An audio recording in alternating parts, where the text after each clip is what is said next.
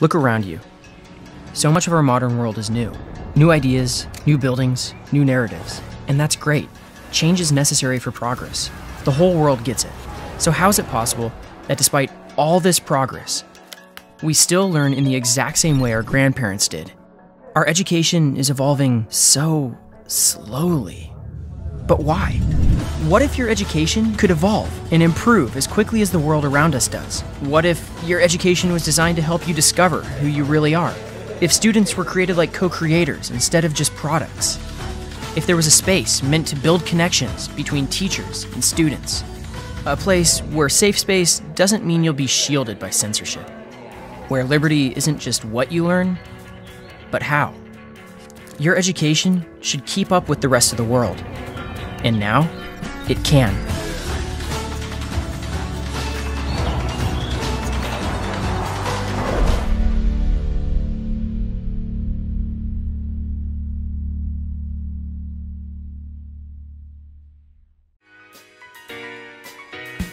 La universidad es un lugar de innovación, por eso innovación y universidad son la misma cosa.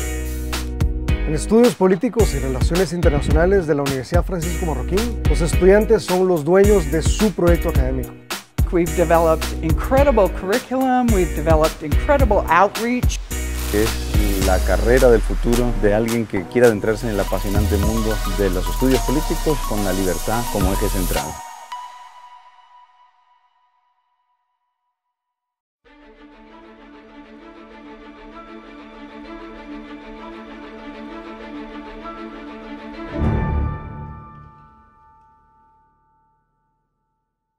Buenas tardes y noches, dependiendo de dónde se encuentren. Bienvenidos a esta UFM Talk organizada por el Instituto de Estudios Políticos y Relaciones Internacionales, al que cariñosamente llamamos EPRI, de la Universidad Francisco Marroquín. Hoy dialogaremos sobre el emprendimiento social y las soluciones de mercado para la pobreza. Os invito a que nos sigáis en nuestras redes, en Instagram somos EPRI_UFM, en Facebook y nuestra web que es epri.ufm.edu, donde podéis seguir y estar al día de todas las actividades que llevamos a cabo. La verdad es que no paramos y somos un equipo al que realmente le apasiona lo que hace, con lo que os animo a que nos visitéis para estar al día de todas las actividades. La verdad que tengo especial ilusión en el evento de hoy porque conozco a Álvaro desde mi infancia y le he seguido los pasos con mucho orgullo durante toda su carrera y reúne muchas cualidades que creo que le convierten en un individuo con un gran impacto en la sociedad y a mí en particular pues me genera admiración. Bienvenido, Álvaro. Bueno, pues para presentarte un poco más, Álvaro es gerente de Acumen Academy en España y forma parte del equipo de Open Value Foundation, una fundación que da subvenciones e invierte en empresas sociales en España y en el este de África. Ha vivido casi 5 años en el continente africano acelerando empresas sociales en Kenia y en Zambia a través de Kubuka, una ONG que él mismo fundó en 2013, y también ha trabajado como COO de MiCrowd, una startup que conecta a inversores con microemprendedores de Latinoamérica a través de una plataforma de crowdlending. Álvaro estudió Administración y Dirección de Empresas en CUNEF y tiene un máster en Gestión de Entidades sin ánimo de lucro. La idea de la conversación de hoy es que tengamos un coloquio distendido con Álvaro. Vamos a estar viendo que la filantropía tradicional ha generado grandes críticas en las últimas décadas, llegando a generar una gran desconfianza en su utilidad. Al mismo tiempo, ha habido una creciente apuesta por el emprendimiento social que utiliza técnicas de mercado para resolver problemas sociales al mismo tiempo que genera rentabilidad. Por último, y antes de que comencemos, quería recordar a la audiencia que podéis ir haciendo vuestras preguntas en el chat y habrá una parte al final de la conversación en la que trataremos de contestar a las preguntas que nos vayáis haciendo. Así que, por favor, ser activos. Veréis que va a ser un coloquio informal, que queremos que todos participemos. Y sin más dilación, Álvaro, te dejo el micrófono. Bueno, muchísimas gracias a la Universidad Francisco Marroquín por la oportunidad y, bueno, Will, una ilusión enorme, ¿no? Compartir contigo este rato. Como bien decías, pues nos conocemos desde que, bueno, pues desde que tengo recuerdos y me hace muchísima ilusión estar hoy aquí contigo. Y me parece súper interesante que se trate de abordar estos temas en una universidad como la Universidad Francisco Marroquín, y específicamente en carreras como Asuntos Globales, como Ciencias Políticas, como Comercio y Relaciones Internacionales, que creo que la conversación que vamos a tener hoy tiene muchísima relación con estas 3 carreras que estáis ofreciendo en el Instituto de Estudios Políticos y Relaciones Internacionales, ¿no? Antes de empezar, pues me gustaría un poco presentarme. Siempre me gusta decir que soy bueno, me gusta definirme como un soñador práctico. Me gusta, pues, sueño, digamos, con un mundo justo, con un mundo libre, en el que las personas tengan la posibilidad de decidir lo que pueden hacer con sus vidas y que entre todos pues consigamos solucionar muchos de los grandes problemas que tenemos, ¿no? Ahora mismo como humanidad. Lo veo desde un punto de vista en el que la caridad, bueno, pues puede llegar a solucionar ciertas partes de los problemas, pero no creo tanto ya en la caridad. Bueno, vamos a ir hablando un poco de esto y lo vamos a ir desengranando a lo largo de la conversación. Creo que se puede emprender, que se pueden montar empresas que solucionen muchos de estos problemas, ¿no? Sociales y que generen, pues, vidas más dignas de las personas a las que se están intentando ayudar, ¿no? Una vida en dignidad, ¿no? Sin ataduras y sin crear unas dependencias, ¿no? A lo largo de la conversación de hoy esto es lo que me gustaría intentar tratar, ¿no? Que pudiéramos ver maneras diferentes, alternativas diferentes a la filantropía que ya se están poniendo en práctica en muchos lugares del mundo, en Guatemala también, y que creo que es el futuro, ¿no? De hacia dónde se está enfocando toda esta vertiente de ayudas a países en vías de desarrollo, y creo que puede ser una de las grandes revelaciones para solucionar muchas de las problemáticas con las que nos encontramos, ¿no? Bueno, como digo, tampoco es que tenga una experiencia enorme, ¿no? Y voy a intentar hablaros desde la experiencia, que es lo único que puedo hacer. Al final, lo único que espero es que en la conversación podamos, pues por lo menos, situar al espectador en todo este mundo, en todo este ecosistema de innovación social y de emprendimiento social, de la inversión de impacto. Hablaremos de muchos temas, pero bueno, a mí lo que me gustaría es dar a conocer estos términos y que podamos mantener un diálogo. Os invito a hacer todas las preguntas que podáis. Y bueno, pues eso es un poco lo que defiendo, ¿no? Me parece que en este momento la humanidad lo que necesita es perfiles de personas que quieran ejercer un liderazgo y que quieran tirar hacia adelante a solucionar los grandes retos que tenemos de una manera sostenible y no pensando en simplemente quedarnos en solucionarlo a corto plazo, ¿no?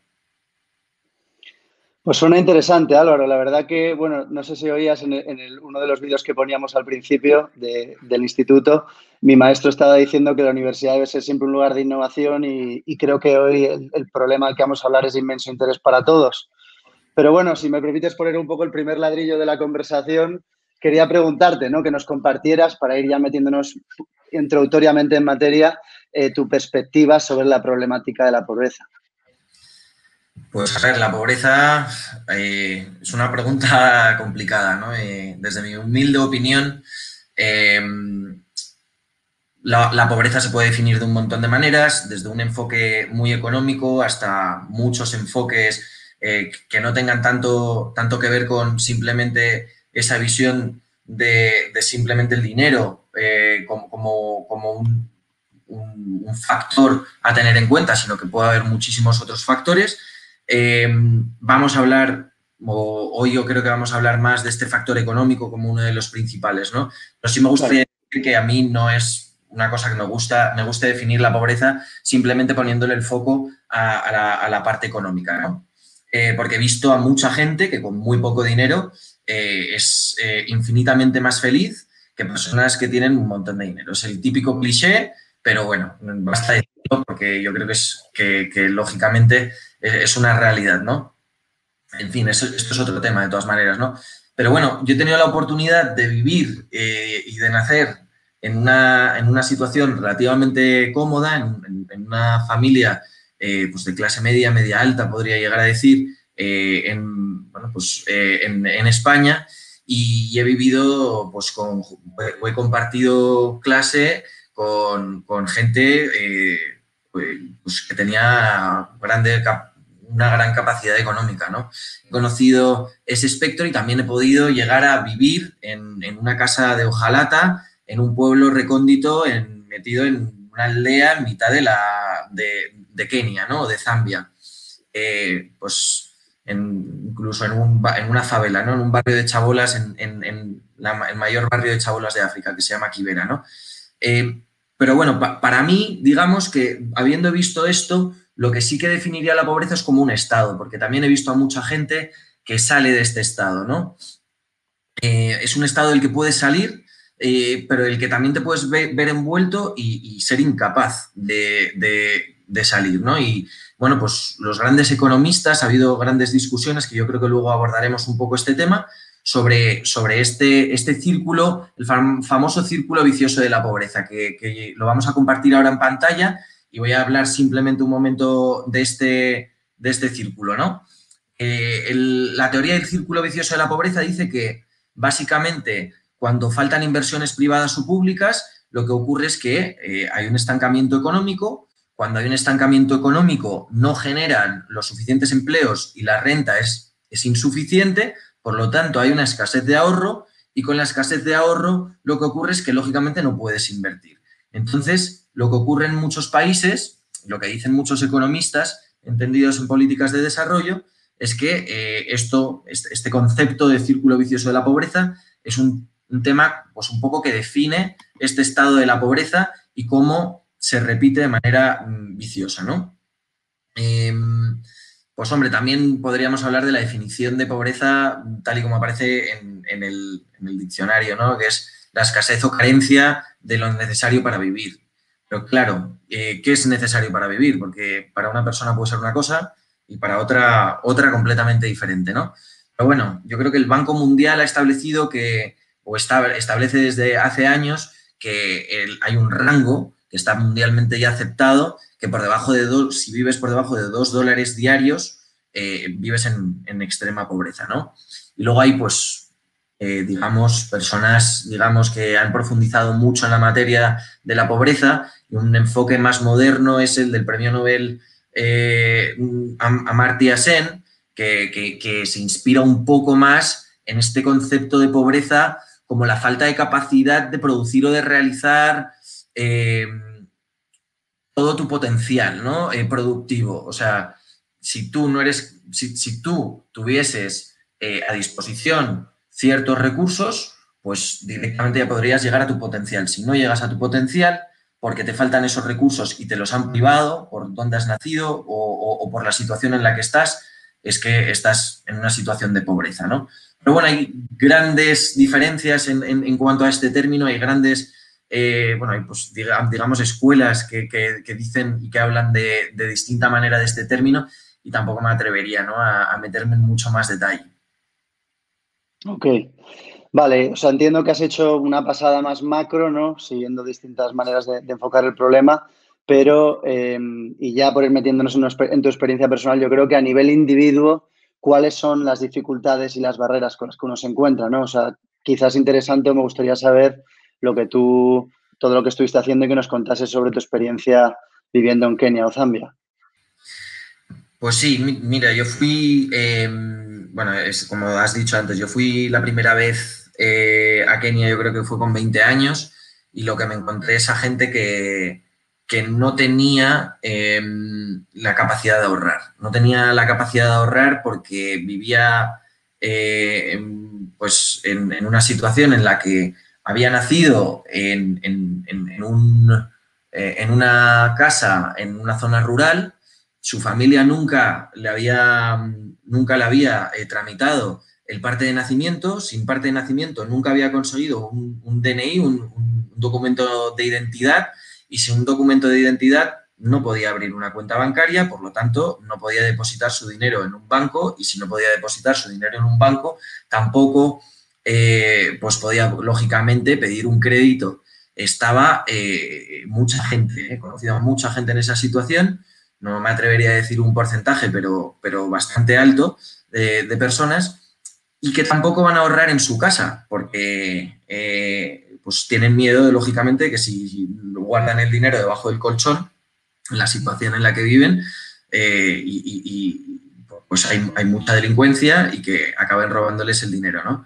Entonces, este problema que parece pues, de fácil solución es un problema que en realidad, pues yo por lo que he llegado a entender, el gobierno tampoco tiene una intención de intentar solucionar este problema.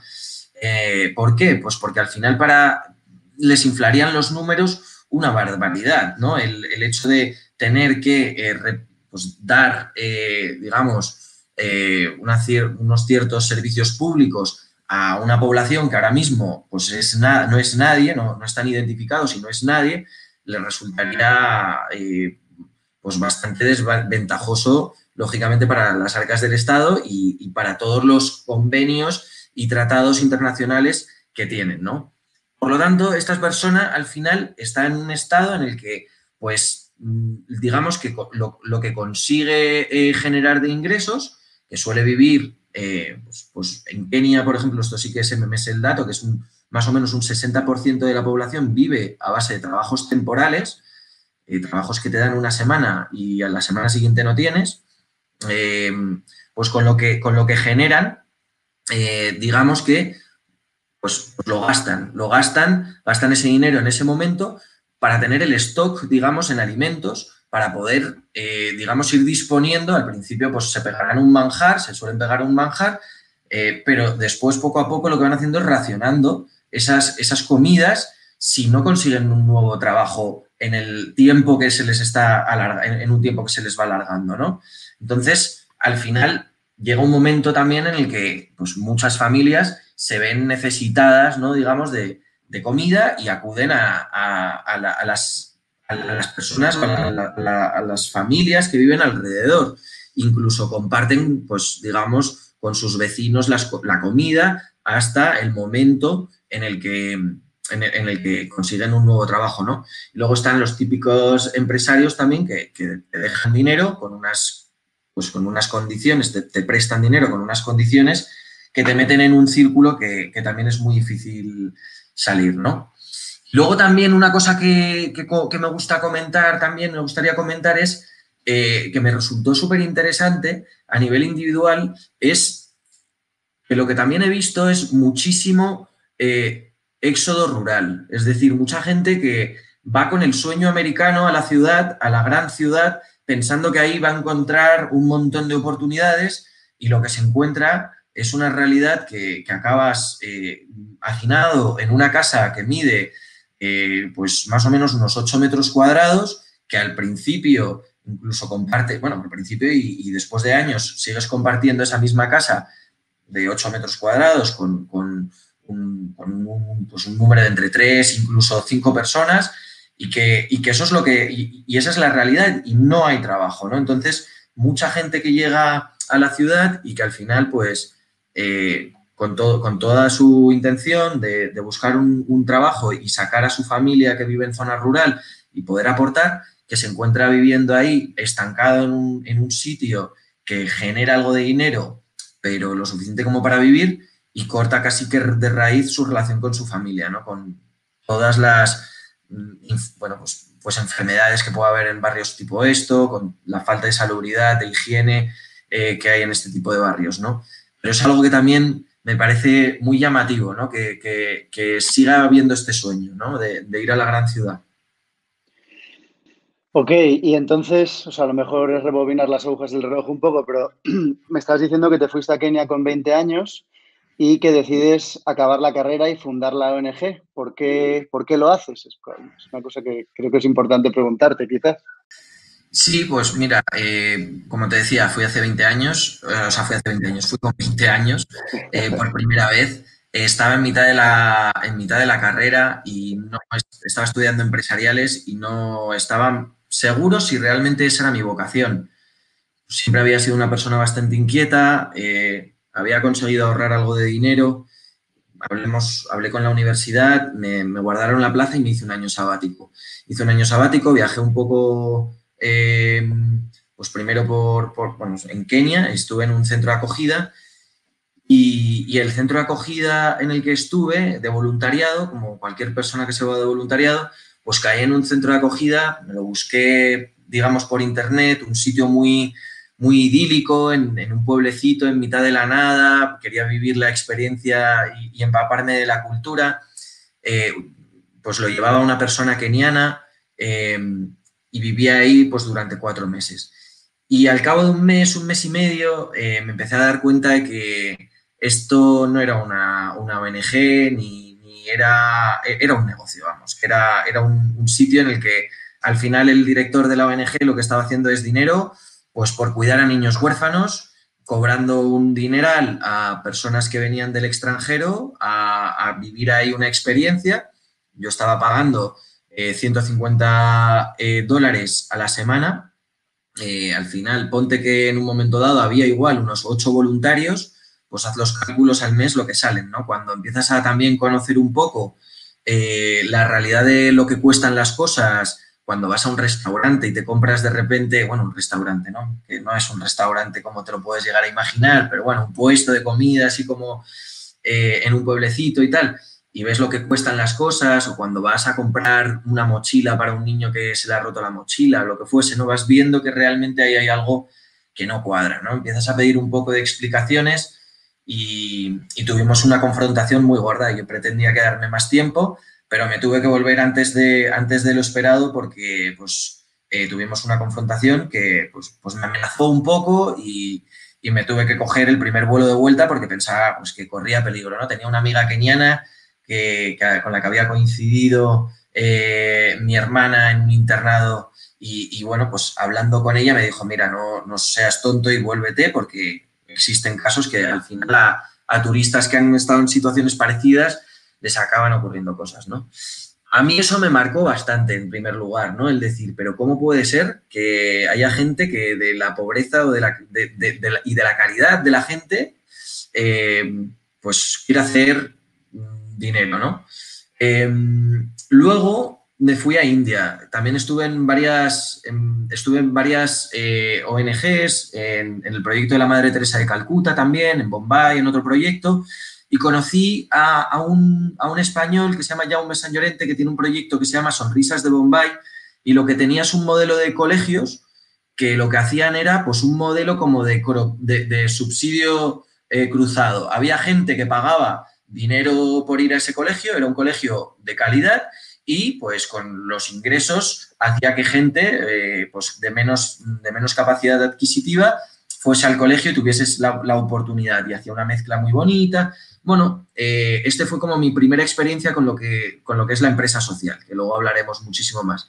Me volví a España y había hecho fotos, hice una exposición de fotos y recaudé a la nada, pues no sé si fueron, con mi hermana hicimos una exposición de fotos y recaudamos, no sé si fueron como 10.000 euros en una semana y dije, joder, o sea, tengo la oportunidad de recaudar bastante dinero.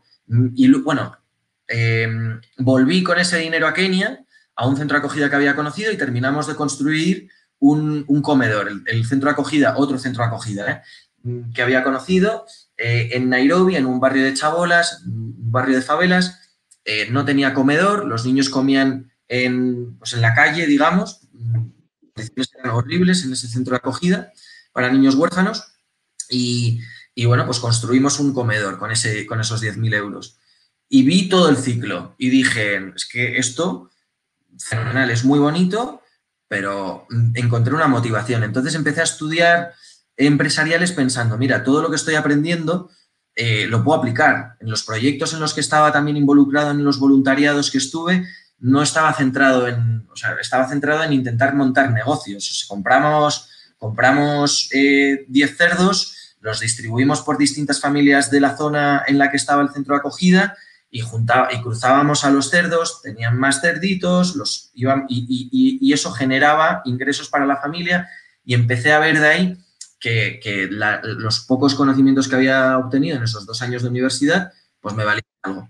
Entonces yo creo que eso fue un poco como el motivo por el que empecé a estudiar, me empecé a meter cada vez más en el mundo del emprendimiento social, a leer sobre los microcréditos, a leer a Muhammad Yunus, a leer a Esther Duflo, a leer a gente que me parecía interesante y cuando acabé la carrera bueno, pues probé también meterme en alguna empresa más convencional, trabajé en un banco, trabajé en una empresa, por probar y ver que realmente esa era mi única experiencia que había tenido a nivel profesional, si se puede llamar, porque era de manera voluntaria. No me encantó y cuando acabé la carrera decidí que para ahí me iba, ¿no? Eso fue un poco, digamos, la historia. Y si nos metemos ya en Kubuka, ¿no? Que más o menos lo has ido empezando a decir, pero por ir ya cerrando algunas de las cosas, que nos contaras algún ejemplo de empresa que hayáis acelerado, que creo que sería interesante. Sí, pues mira, hemos acelerado, por ejemplo, un proyecto de reciclaje, una planta de reciclaje que, bueno, pues lo que hace es comprar material reciclable a familias del barrio de Quibera y es la primera planta de reciclaje y lo tratamos, pues lo trituramos, lo lavamos todavía no tenemos todas las máquinas como para hacer el producto final que, digamos, del plástico que recogiésemos saliese un plato reciclado. Lo que ahora mismo hacemos es todavía venderlo a una planta que al final sí que acaba tratando hasta el producto final. Pero ya tenemos pues, una empresa que genera sus ingresos, que crea puestos de trabajo y que ya tiene más de 3 años de vida y que, pues, si conseguimos escalarla un poco más, pues hacemos rondas, por así decirlo, de financiación a través de personas que, en vez de donar el dinero, lo invierten. Ahora trataremos un poco más este tema, pues consiguen hacer un proyecto que es sostenible y que está resolviendo un problema social, ¿no? O también hemos tenido un proyecto que ha sido un fracaso. Montamos un restaurante en Zambia de comida zambiana y mexicana, así en una zona que es muy turística, al lado de las Cataratas Victoria, en la ciudad de Livingstone, y fracasó. Estuvimos 2 años y fracasó. Hemos acelerado como unas 7 empresas, de las cuales ahora mismo siguen en vida 6. No todas todavía con la rentabilidad al 100%, pero bueno, eso es un poco lo que hacemos, ¿no? Acelerar proyectos de grupos comunitarios. Y bueno, simplemente recordar que podéis recordar a la audiencia que pueden ir haciendo las preguntas en el chat para que nosotros contestemos, que estamos a 15 minutos más o menos de las preguntas, o sea que dentro de poco empezaremos a contestar. Y sin decir eso, quería preguntarte, porque sé que hacéis programas de microcréditos y me gustaría que le explicaras a la audiencia, porque es algo que se oye mucho, ¿no? ¿Qué son y realmente cómo funcionan los microcréditos? Pues sí, bueno, un microcrédito al final es un préstamo un préstamo pequeño con unas condiciones que suelen ser mejores que las que puede dar un banco en cuanto sobre todo al aval que te piden. Se toma mayor riesgo, pero se hace un mayor seguimiento y hay distintas modalidades. Es decir, hay modalidades que lo que hacen es que pues nosotros lo que hacíamos, ¿no? Por ejemplo, que es el modelo de Yunus, que es la persona que creó este concepto de los microcréditos, es que dábamos un microcrédito a un grupo comunitario, a un grupo que ya estuviese constituido, como si digamos una agrupación vecinal, que ya viven juntos, que se estaban ayudando, que tienen proyectos en común y lo que hacemos es darle un préstamo a una persona de este grupo.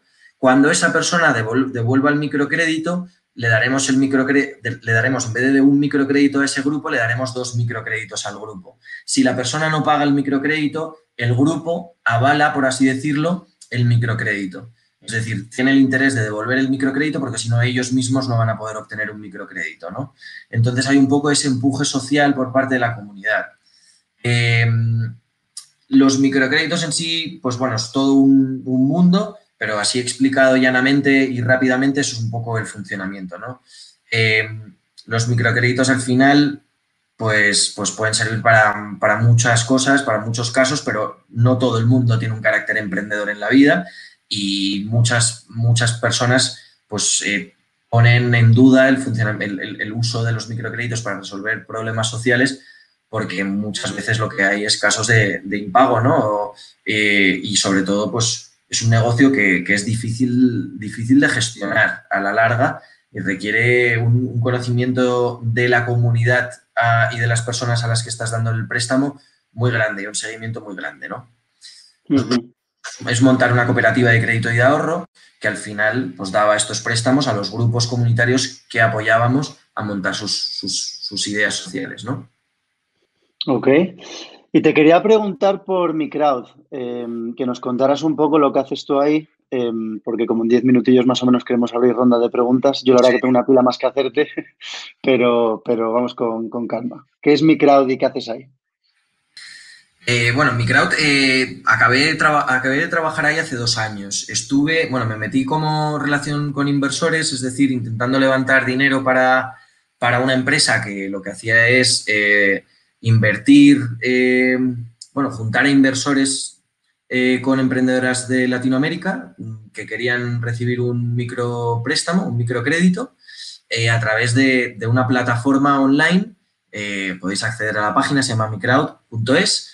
Y lo que se hace es, pues tú inviertes directamente pues 200, 500, 1000, 2000 euros en una mujer que tiene nombre y apellido, con la que igual puedes hablar por WhatsApp y te puedes comunicar una vez hayas invertido en su proyecto, tienes la información del proyecto y le prestas el dinero específicamente a ella. Ella lo va devolviendo, te pone la carencia, pues tiene 2 meses de carencia en el que no paga nada, luego tiene 12 meses en los que está pagando. Bueno, cada microcrédito está estructurado un poco diferente en distintos países. Y lo que hacía al principio era recaudar dinero para que llegasen los microcréditos a estas mujeres. Después me metí un poco más en la parte operativa y acabé como director de operaciones, como COO, ¿no? Viajando a los países y constituyendo los grupos, los equipos de trabajo que fueran los que daban los préstamos, los que concedían los préstamos y los que recobraban los préstamos, ¿no? Y tenemos toda digamos, una herramienta tecnológica para poder hacer un seguimiento individualizado de cada préstamo y que pudiésemos también ver el scoring de cada crédito y también ver un poco pues el track que hacía cada una de las personas que concedía estos préstamos, cuánto deficientes eran cada una de estas personas y también cuánto deficientes eran estas personas al recobrar, ¿no? Para generar mayor eficiencia en toda la cadena.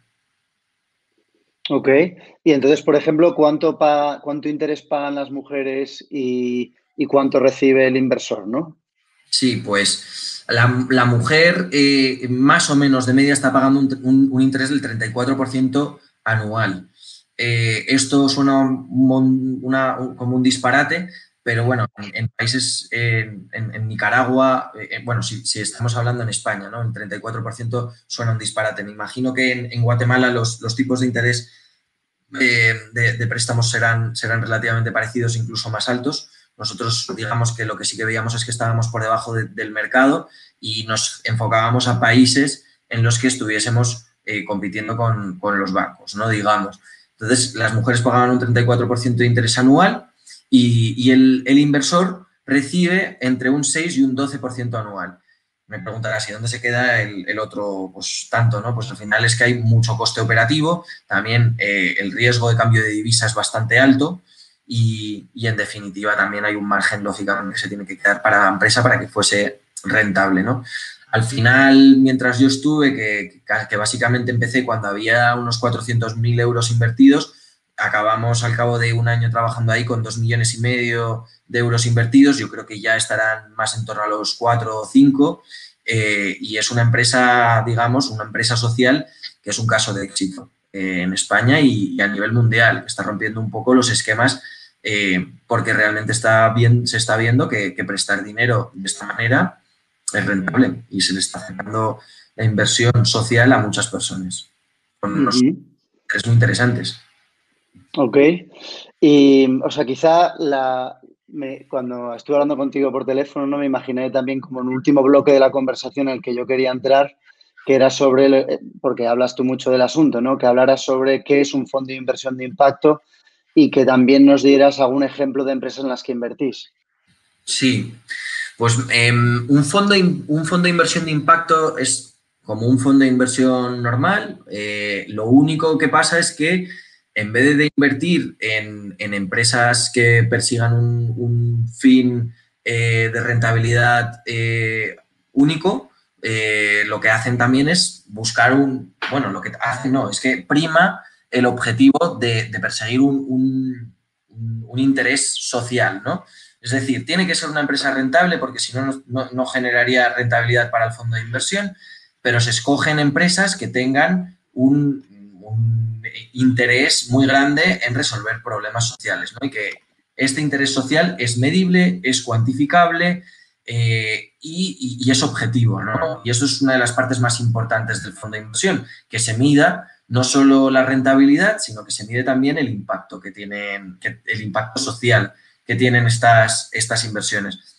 Por lo tanto, hay un coste extra asociado a la gestión del fondo, que es toda esta parte de medición del impacto, pero, bueno, pues está teniendo cada vez más recorrido. ¿Por qué? Porque se está demostrando que cada vez más que este tipo de inversiones son más resilientes a las crisis, este tipo de empresas están mejor valoradas por los consumidores y, en definitiva, establecen mejores lazos a largo plazo y tienen un track record mejor cuando se mira con muchos años, ¿no?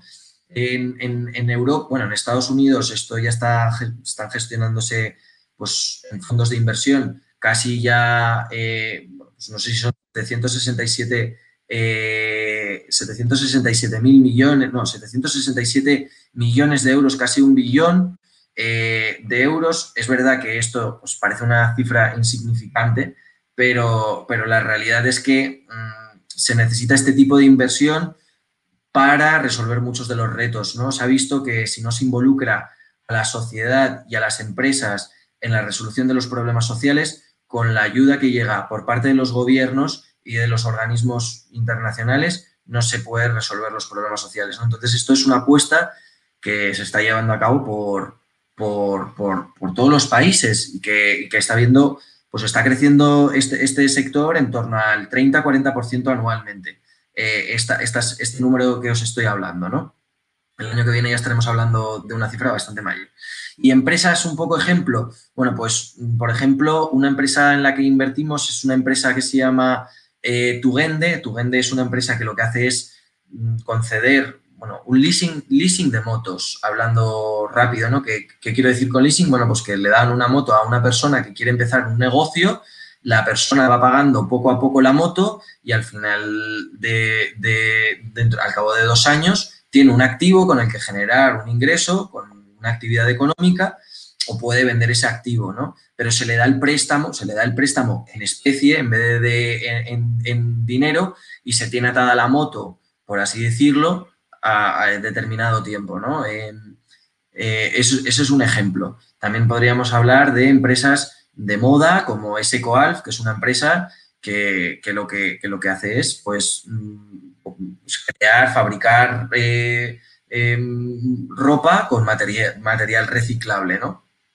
Es este tipo de empresas que al final no solo están teniendo una rentabilidad importante en muchos casos, sino que también están teniendo un impacto social y lo están midiendo, ¿no? Y están enfocados a eso. O sea, cuando tuviesen beneficio este tipo de empresas, o bien lo revierten, o bien lo revierten en su causa social, o bien lo reinvierten en su propia empresa para que se genere mayor impacto, porque ese es su último fin.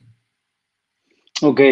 Bueno, me queda 1 minuto y medio antes de que dijimos, ¿no?, de empezar a abrir las preguntas a todo el mundo, pero yo quiero hacerte una última, que tenemos que ser un poco breves, me vas a tener que ser un poco breve, pero quería saber qué opinión tienes sobre personas como William Easterly y críticas con las ayudas exteriores en general. No sé si rápidamente me podrías decir, a lo mejor luego la audiencia te lo pregunta también, pero yo no me podía resistir. Sí, pues bueno, para los que conozcáis a William Easterly, pues es una persona muy crítica muy crítica con las ayudas digamos, de países desarrollados a países en vías de desarrollo. Yo estoy bastante de acuerdo con él. Es verdad que sí que se ha demostrado que la ayuda del desarrollo ha tenido y está teniendo cada vez más eficiencia, pero yo considero que las personas a las que se pretende ayudar saben mucho mejor cómo ayudarse a sí mismas que una persona que no vive ni sabe la realidad y la realidad y la cultura en la que se mueve esa ayuda. Entonces, bueno, pues yo considero que un híbrido entre estos dos digamos, dos escuelas que existen en este mundo de las políticas de ayuda al desarrollo, Sachs contra Easterly, pues creo que es evidente que cada vez se va más hacia este modelo que es más pues de dar los recursos a las personas de ahí para que ellos mismos se regulen sus propias ayudas, y creo que es muchísimo más eficiente, ¿no? Perfecto. Ok, muchas gracias. La fatal arrogancia, que diría otro querido economista nuestro. Bueno, pues ya estamos abriendo el micrófono ya a preguntas que nos vienen por medio de las redes. En concreto, Natalie Basterrechea Rodríguez en YouTube te pregunta: ¿cómo los emprendimientos sociales pueden poner igual énfasis en el logro de objetivos sociales y alcanzar una rentabilidad o sostenibilidad económica? ¿Cómo alcanzar ese equilibrio? Claro. Bueno, es buena pregunta, ¿no? Yo creo que es viendo realmente que hay primero que hay hueco, ¿no? Como cualquier empresa, al final tienes un enfoque como cualquier empresa, que tienes que buscar un nicho de mercado, un hueco en el que realmente tu producto vaya a tener una rentabilidad, y enfocándote a un determinado colectivo, ¿no? O sea, muchos de los productos o muchas de las empresas que están triunfando son empresas que lo que ven es que pues personas que en realidad tienen bajos recursos están dispuestos a pagar, y hay muchas personas, digamos, que tienen muy bajos recursos, que están dispuestas a pagar algo por un producto si se les pone un pelín más asequible. Tendrán menos margen, ¿no? Pero de todas maneras se consigue esa rentabilidad. Al final es un enfoque de que tienes que enfocarlo como si fuese una empresa. De todas maneras, tú sí que pues es muy fácil de decir que cualquier empresa está teniendo ya un impacto, ¿no? La historia es, porque es una realidad, todas las empresas tienen un impacto con sus trabajadores, con las personas a las que les está, porque si no, no existirían esas empresas de por sí, ¿no? La historia es cuando tú eres una empresa convencional, no antepones el objetivo social. El enfoque simplemente diferente de una empresa social es que tú vas a primar, por mucho que tú tengas que conseguir esa rentabilidad, tú vas a primar, una vez has conseguido esa rentabilidad, tú vas a primar ese objetivo social. Pero tienes que conseguir esa rentabilidad. Claro, porque si no, no... Sí, si no, no es una empresa. Claro, ok, gracias. Pues mira, otra pregunta nos la está haciendo Lisa Kwan, y esta viene por Facebook. ¿Cuáles son los aspectos que se deben tomar en cuenta para generar un impacto que sea sostenible? Bueno, muy buena pregunta. Hombre, yo creo que tienes que tener en cuenta que tienes que escuchar a tu público, ¿no? En estos casos, yo creo que sobre todo si nos estamos enfocando a países en vías de desarrollo, pues al final muchas veces lo que se peca es de intentar crear un producto, digamos, que funciona en un mercado como más desarrollado, y decir, bueno, pues si funciona en un mercado tan desarrollado y todavía no ha llegado aquí, vamos a replicarlo, que aquí va a generar una rentabilidad, y encima va a generar un impacto, porque si no se tiene, y encima pues ya de por sí hay muchísimas empresas que se podrían, pues de salud, de educación, pues de ecología, pues que podrían llegar a tener este carácter de impacto, ¿no? Tener mucho en cuenta este tema de escuchar a la comunidad me parece muy clave, ¿no?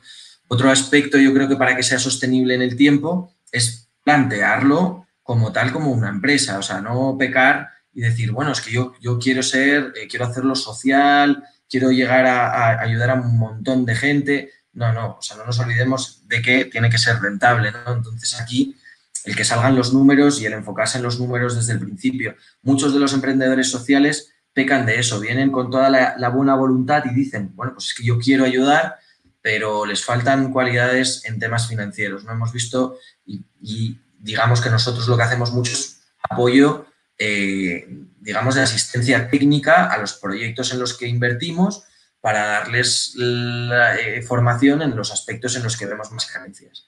Yo creo que ese aspecto también de mirar las finanzas muy en detalle me parece clave, lógicamente, para que sea sostenible.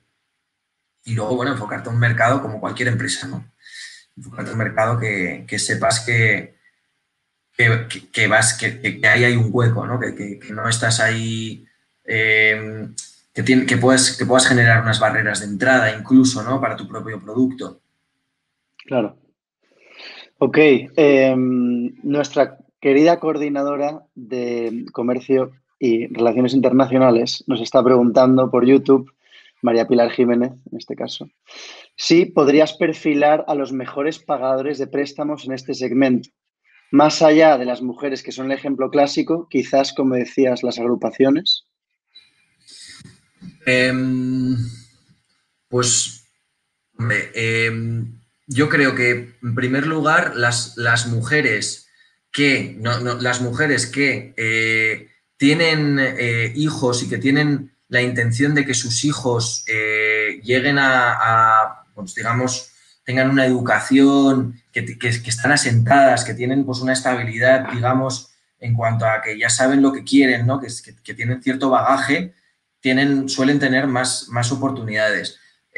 Luego, también es verdad que las personas que viven pues digamos, en Nicaragua, yo, por ejemplo, que es en el sitio en el que más he estado dando préstamos y viendo un poco más la realidad, lo que sí que veía que la mujer que vivía en un entorno un poco semiurbano, por así decirlo, tenía más probabilidades también de devolver el préstamo que una persona que viviese en un entorno más rural o alejado de la comunidad, ¿no? Luego, muy importante, yo creo, este tema de que haya como un poco de vínculo, de presión social por parte o bien de estas agrupaciones, que es como los concedíamos más bien en Kenia y en Zambia, o bien por parte de la persona que te ha concedido el préstamo. O sea, nosotros lo que teníamos era un sistema de incentivo para las personas que recobraban y concedían los préstamos que estaba muy ligada a la devolución de los propios préstamos. O sea, es decir, la persona cobraba un fijo, pero cobraba un variable bastante grande en función de los préstamos que él concedía y que recobraba. Él se hacía su propia cartera de mujeres, por así decirlo, a las cuales les daba los préstamos. Y de esta manera, él solo quería dar préstamos a las mujeres en las que confiaba, dándole completa autoridad a esa persona prácticamente a ese recobrador para dar los préstamos, y también tenía todo el interés del mundo en recobrar. En ese sentido, yo creo que esas prácticas nos funcionaron mucho. Ok. Y luego Héctor Vázquez Chura en YouTube también nos está preguntando qué modelo de emprendimiento y qué mecanismos de procesos has gestionado que haya tenido mayor impacto social en la disminución de pobreza. Pues yo creo que, hombre, el tema de los microcréditos con Microwd creo que ha sido un proyecto en el que realmente se estaban beneficiando más de 3.000 mujeres ya en el momento en el que yo me fui, y era un proyecto que realmente estaba disminuyendo bastante. Se veían resultados de impacto medibles, de que pues, las mujeres dejaban de... o se conseguían hacer una obra en casa para que las mujeres que vivían en zona rural, bueno, pues conseguían hacer una obra en casa para diferenciar dónde estaba la cocina del salón, o conseguían poner un nuevo tejado, o para que no hubiese goteras, o se compraban un frigorífico. Ese tipo de cosas que al final pensábamos que eran las cosas que marcaban la diferencia entre que eran cosas que mirábamos, ¿no? ¿Cuánto porcentaje de mujeres escolarizaba a sus hijos que no tenía escolarizados previamente a recibir los préstamos, ¿no? Este tipo de situaciones las hemos visto. Luego yo creo que también un proyecto que a mí me gusta mucho se llama Jibu. Es un proyecto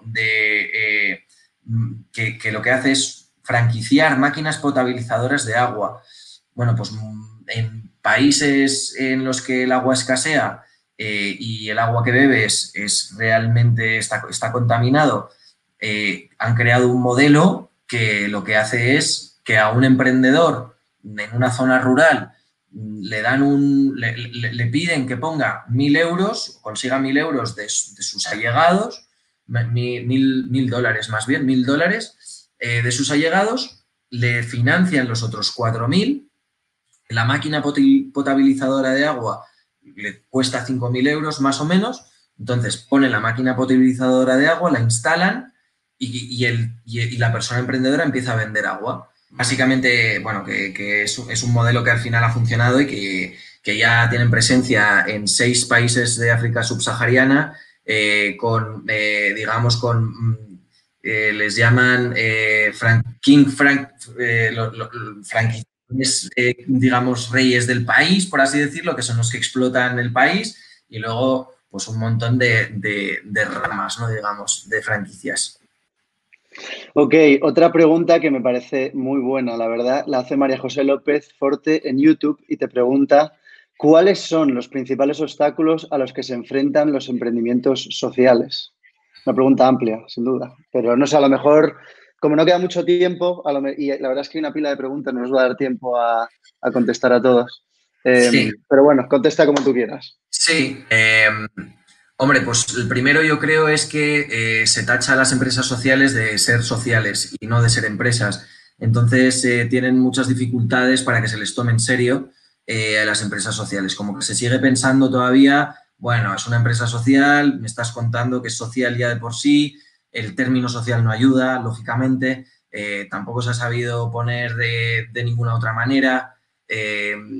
Pero eso es un obstáculo bastante grande a la hora de captar financiación y de que realmente pues todavía no hay una empresa social que sea un unicornio, ¿no? Tampoco es que lleve tanto tiempo el ecosistema funcionando como para que se dé. Bueno, llevará ya sus 15 años desde que ya está bastante acuñado el término, se podría haber dado perfectamente, ¿no? Pero yo creo que ese es uno de los principales obstáculos. Y luego yo creo que es la falta de profesionalidad. O sea, es decir, no se paga tan bien al emprendedor. En la empresa social, las personas que trabajan en las empresas sociales, ya de por sí, pues como anteponen el beneficio social, no atraen talento. No atraen talento porque no pueden pagar tanto, ¿no? No son tan competitivas porque tienen un factor que al final es de más coste, ¿no? Ok. Y también te lanzan, es que se está poniendo interesante el chat, te están lanzando otra que también me gusta bastante, que te dice: ¿cuál sería la estrategia? Bueno, te la dice Ángela Figueroa en YouTube, te pregunta: ¿cuál sería la estrategia para llegar a las comunidades cuando usted no tiene la experiencia? Claro, aquí es clave que conozcas a alguien que esté dentro de la comunidad, o sea, que sea de la propia comunidad, y tú desaparecer del mapa cuanto antes, porque es que tú cuando llegas a una comunidad saben que eres una persona de fuera y te van a tomar el pelo todas las veces que haga falta hasta que te vayas, prácticamente. No quieren a gente que sea de fuera de la comunidad que les diga cómo tienen que hacer las cosas, ¿no? Entonces, ni siquiera cuando tú tengas la experiencia, o sea, lo que la experiencia te dice es que te vayas cuanto antes y que simplemente tengas un punto de contacto de una persona de confianza dentro de la comunidad para, a partir de ahí, que sea tu interlocutor y que tú aparezcas lo menos posible. Vale. Ana Rocío Argueta te había hecho una pregunta similar, que decía: ¿cuál sería la mejor forma de entablar y fortalecer con la relación con el grupo social o comunidad que se quiera apoyar con el emprendimiento social? O sea, me parecen importantes estas preguntas porque al final, claro, una vez que estás constituido, ¿no?, en un sitio, pues has hablado de Nicaragua como un ejemplo en el que habéis estado, o en los países, pues en Kenia, pues lo tienes, ¿no? Pero cuando vas de cero, según tu experiencia, ¿cómo haces ese primer nexo, ¿no? ¿Es alguien que llega a la empresa social? ¿Es la empresa social que conoce a alguien? O sea, me imagino que será distinto cada vez y no hay como una especie de protocolo, pero entiendo el interés que están teniendo los participantes en esto. Sí, bueno, o sea, nosotros digamos que financiamos empresas sociales, ¿no? Y es verdad que hay emprendedores sociales que vienen desde Europa o desde Estados Unidos a montar Jibu, por ejemplo, la empresa social que os hablaba de la franquiciadora de máquinas potabilizadoras de agua, la lleva un tío americano, la fundó un tío americano y se fue para allá, ¿no? Para Uganda empezó ahí el proyecto. Bueno, lo que ves es que su equipo está formado por gente local. Yo creo que lo primero que tienes que entender es que por mucho que tú tengas la idea y que creas que en el mercado llegues ahí y va a funcionar, te tienes que rodear de la gente que realmente conoce bien, digamos, hacia quién te estás enfocando. cuanto más cercano a la realidad esté esa persona, mejor. O sea, lo que se trata al final es encontrar diamantes en bruto en comunidades que digas, esta persona vale oro y esta persona, si yo le pongo un poco de confianza y le pongo un poquito de seguimiento y le pongo un sueldo digno, pues es que con él puedo caminar kilómetros. Con él puedo caminar kilómetros y mi experiencia, yo creo que, y la de otros emprendedores sociales, ha sido esa. En general, tienes que tener a alguien muy enraizado con el sitio, ¿no? Y bueno, pues hacerte local. O sea, en los pocos momentos en los que realmente conectas con la gente para que no te tomen el pelo es porque estás comiendo la comida de ellos, sentado con ellos en el suelo y sin luz y sin agua y pasando por cómo pasan ellos, ¿no? Que vean que tú te bajas a vivir como ellos y que empatizas realmente y que pases esas temporadas realmente, ¿no? De adaptación y no pensar, bueno, ya llego y empiezo, sino, oye, voy a estar durante mi periodo de adaptación durante 5 meses, me voy a centrar exclusivamente a vivir con ellos y como ellos y luego ya a partir de ahí empezar a rodar, ¿no? Se aprende un montón y se establecen esas relaciones que van a hacer que luego el éxito sea más asegurado, ¿no? Vale, pues gracias, Álvaro. Tenemos más preguntas y, bueno, es una alegría tener muchas preguntas. Gracias a todos los participantes, pero no nos va a dar tiempo a hacer todas. Te voy a hacer una más rápida, ¿vale, Álvaro? Que vamos a tener que ir cerrando por cumplir con el tiempo. Bueno, Esteban Cardona en Facebook nos pregunta cómo se puede lidiar con el choque cultural que pueden tener ciertos emprendimientos sociales. Hombre, es que si ya de por sí tu emprendimiento social va a tener un choque cultural porque lo estás intentando montar en un país, es que lo estás haciendo mal. Algo estás haciendo mal, en mi opinión, ¿no? Entonces yo creo que por intentar rebajar es, bueno, lo que se llama Human-Centered Design en inglés, no sé la traducción exactamente en español, pero diseño centrado en base humana, que es un concepto de diseño de empresa que es muy de raíces, digamos, que está basado en una iteración de tu producto para que realmente se aterriza a las necesidades del mercado y de la realidad, que yo creo que está muy bien enfocado para este tipo de soluciones, que creo que realmente podría llegar a resonar, ¿no? Os recomendaría buscar iniciativas. Hay una red global de iniciativas que utilizan esta herramienta de Human-Centered Design y hay cursos en Internet por todos lados. En acumen.org lo podéis encontrar y también en ideo.org podéis encontrar cursos de esto. Ok, bueno, pues quiero dirigirme a la audiencia para darle las gracias a todos por acompañarnos y espero que nos podáis seguir, como os dije al inicio de la conferencia, en nuestras redes para obtener más información y sobre todo las futuras actividades, que va a ser un año bastante activo en el EPRI. Así que ya os dije, el Instagram es epri_ufm, la web es epri.ufm.edu/eventos. Nos podéis escribir, están abiertos a todo el mundo, cuantos más mejor, ya sabéis que nos encanta la conversación. Siento a aquellas personas que se han quedado las preguntas sin resolver, pero estamos para todo y lo demás. Y por mi parte nada más, Álvaro, la verdad que para mí ha sido un auténtico placer personal y profesional poder haber hablado un poquito contigo y espero que no sea la última vez que te invitamos y que por favor cuentes con nosotros también para todo, ¿vale? Así que muchísimas gracias. Bueno, muchísimas gracias a vosotros, ha sido un placer y una ilusión, como dices, Will, y muchísimas gracias a toda la Universidad Francisco Marroquín, ¿no? Y a la facultad, que estáis haciendo un trabajo enorme y me ha encantado ver las preguntas, ¿no? Que veo que hay interés, así que encantado de repetir cuando queráis, desde luego. Ok, muchas gracias.